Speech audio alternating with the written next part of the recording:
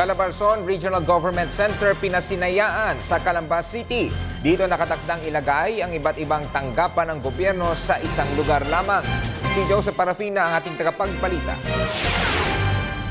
Pinas goes world class. Ito ang tinuro ng mga nasa likod ng Calabarzon Regional Government Center na pinasinayaan na sa lungsod ng Calamba.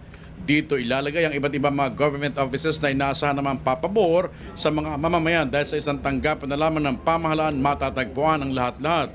Para sa mga taga-Calamba, napakalaking bagay nito at nangakong papangalagaan nilang mabuti para mas marami pang mga mamamayan ng Calabarzon ng dito'y makinabang.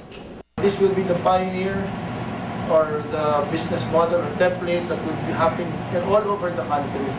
All over the country since I think a lot of cities now or government provinces are even asking that the regional government center be put up in their areas.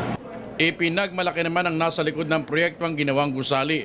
Bukod kasi sa naging mahigpit sila sa pagpapatupad ng mga specifications nito, ginaya din daw nila modelong gagamit na sa bansang Malaysia. Kauna-unahan daw ito sa Pilipinas at inaalay nila sa pamahalang Aquino dahil sa ngayon nakikita nilang maayos na tumatakbo ang pamahalaan dahil sa malinis na paglilingkod ng mga nakapwesto.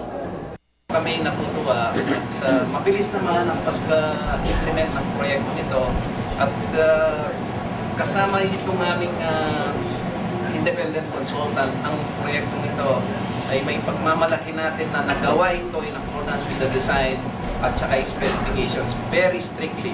Para sa Telebisyon ng Bayan, Joseph Parafina.